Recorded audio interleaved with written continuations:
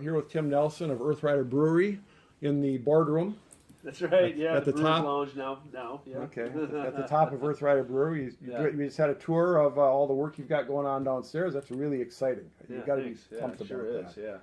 What's your timetable for your first glass of beer coming off? Well, once all this equipment comes in, starting to today, I guess it'll take 4 to 6 weeks to plumb everything together. Okay. By end of September, we'll be brewing.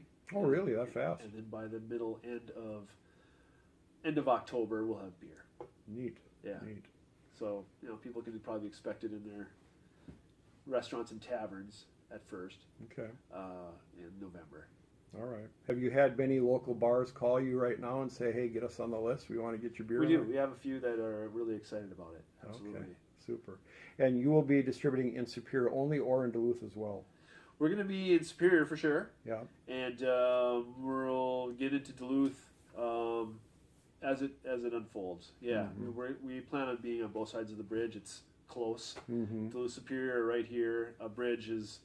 The population base is 1 unit as we're looking at it. Yeah. Of course, we got to work through the laws. Sure. And get our permits all online. And we assume that we'll be into Duluth fairly quickly. Okay. Once you get into Duluth, can you sell beer anywhere in Minnesota, or is it county by county or municipality by? Anywhere. Anywhere. Yeah. We'll just have a state wholesale permit. Okay. Basically. Same thing in Wisconsin, I take it. Oh, nice. Maybe we'll see you at a Brewers game someday down the road. Yeah, absolutely. Yeah, I mean, I think that right now we're focusing on the Lake Superior watershed. That's kind of our little zone in the tip of the lake, the corner of the lake, specifically right now. And I think we'll be able to make and sell enough beer in this area to keep us happy for and busy. There's a lot to do right here. Yeah. Well, good. People are very excited. Welcome to Superior, by the way. Thank you. We love having you here. Do you know what your initial offering of beer will be? Different types? We're getting into that planning stage this week, actually, of how we'll roll it out.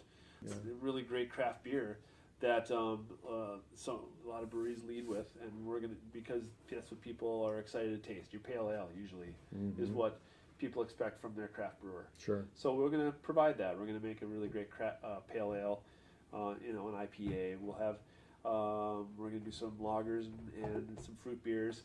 When I started Ficker's Brewhouse, that was our initiative was we're going to have light to dark, at least 5 lines that are fairly consistent. We're going to start with light to dark, but we're going to keep those rotating a little bit within certain styles. Stylistically a little bit, at least color wise, bold to not so bold to, so fruit beer to a really clean 1 malt, 1 hop lager. Really a nice variety of ideas, because brewing is an art and a craft as well as a science. I think that part needs to be.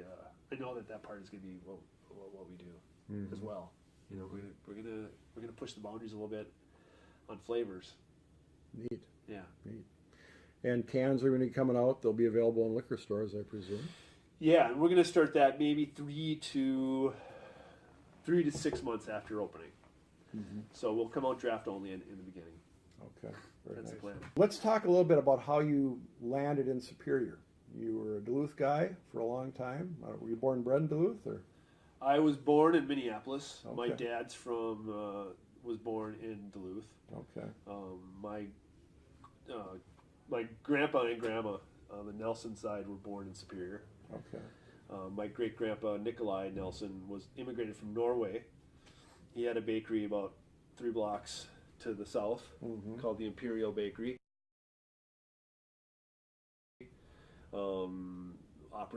Delivered by horse and buggy in the mid to late 1800s, and my grandpa was born in 1898.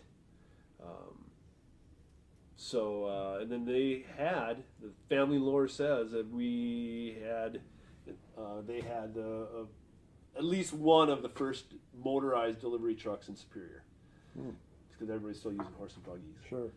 My great uncle Barney got hit by a train delivering bread. I can't figure out if it was here or up further south on Tower, but Jason Sirk sent me an article about Barney getting hit by a train. and he was okay, I hope. broke his leg or something in the article, and so grain runs deep in your family. Yeah, I guess it does. It really does. You just added water. Yeah, a little and yeast supposed to make some alcohol. Yeah, I think that people deserve their own brewery. I go everywhere I go. I look at driving around. Oh, wow! I see a cool building or a location. Oh, that'd be great for a brewery. I don't know why that's just how I see things, and I think this spot is one of those locations. It's a really great spot for a brewery. It's got grain elevators. Even if we're not getting our grain malt directly from there, it's a reminder we're in the breadbasket. This is where this is the central place for all that to happen. Trains and ships and elevators and trucks and water. The big thing of why I'm in Superior is because it's on Lake Superior. That's the bottom line. It's got amazing brewing water. And then why am I in Superior and not in Duluth? I've done business in Duluth. I like working in Duluth. I know the administration and the politicians, the administration. I know all that, and I know how that works over there. And also like that this is a new to me thing. This is it's something that we can define ourselves here, whereas I think Duluth is already Duluth is going to define your brand, right? Where I think we can define our own beer brand here as Earth Rider. You feel like you're being on Lake Superior. You feel as though you're being embraced by the community? The community of Superior has been fantastic. Yeah, it really has. Really welcoming to us, and we're looking forward to giving back that energy that we've gotten to be able to do that here. I just feel really blessed that we're here. I mean, this is amazing to me. I think this is going to be great. Yeah, I mean, this north end of Superior, it's a little diamond in the rough. Absolutely, and it's, I'm not trying to change anything. I just want to be a part of something that's really great. Sure. Yeah. Going on. Okay, so you came through town. You saw the Cedar Lounge was available. You stopped by. You talked with Bucky. Had a deal in no time. Yeah. Had you already contacted the city of Superior, Jason Circuit, the planning office? Yep, we had looked at 3 other locations in the city. Okay. Already, and with 2 other developers in the area. So how does that go? You walk in the planning office and you say, you know what, I think I might want to do business. Yeah, I cold called him. Oh, you did? Yeah, I totally cold called Jason, and so we set up. He, as gracious as he is and excited to show off his city, invited me right in, and we talked and just he had ideas, but it's on the individual to kind of guide that process. They're there to help, whatever that is, and he was excited about the idea from the beginning, and there was support from his political leaders, so that obviously is a huge help. So people have been really willing to help all the way along on both the development side and developer side, private developers and the city, and and we just decided to take this on ourselves. I guess a lot of it, working with the Clarks here and having that serendipitous evolution of their business has, they've been awesome to work with. So they're partners with you on the venture? Well, there are real estate partners as we're tenants of their building. Okay. And as we'll work through the development of this building, it's taken a lot of work. It's $500,000 in infrastructure work just to the Lehman building, even though all it looks at you like, we got floor drains and some paint on the floor, and what else did we get, really? But there's a lot that goes into it. A lot of electrical. You look in the sky of all the conduit that's run on the ceiling. New HVAC, new water main, like I said, was brought in.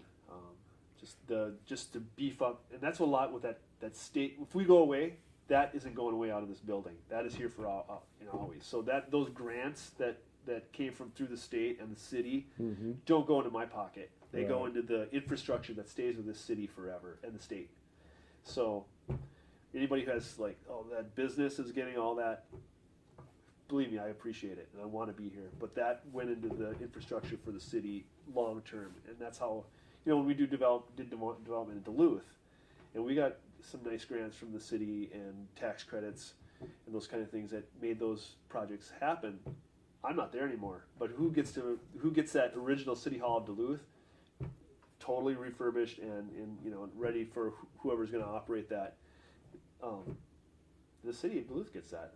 They get to enjoy that facility and have it be there for a long time, which I hold valuable. Sure. I think that it transcends your business. It transcends the business, whatever the current idea is for the facility. May I ask what kind of grants you did get from Superior or Douglas County or the state? Sure. Douglas County was a low interest loan, so that's paid back, and we're working. That came in. It's helping us through this development phase. That's already being paid back. The city had a $50,000 grant minus legal fees, so that went to putting that agreement together, and that paid for like bringing in the water main, parking lot upgrades, things that will help the building to be here for the long term.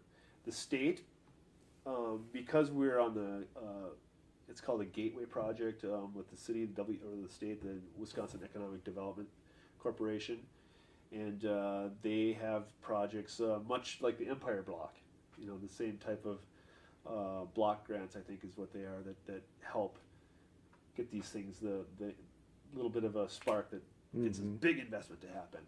So that again went into infrastructure upgrades to it was 25%, up to 25% of the total upgrades to the building. Okay. What's the total price tag on the upgrades? Well, we undershot. So the grant, I wish we would have known how much it really was going to cost, because it's we're over $500,000 now. We at the time we were $430,000, and so we got a $110,000 grant, which was amazing. It's really great. Sure. Yeah. Okay. I believe that this is the right location for Earth Rider Brewery. I'm here because I think it's the best place for the business. Brewing beer for the Twin Ports community, as I see it as a whole, and Superior specifically as an identity, is really exciting to us, and we want to represent that and respect that gift we've been given, that mantle. I take a lot of pride and humility in that position. Well, thank you very much. Thank you. I hope you'll have us back when you're a little bit closer to starting the beer production. Yeah, that'll be soon. So come on back. That'd be great, Doug. Super. Appreciate it. Thank you. Take care. Yeah.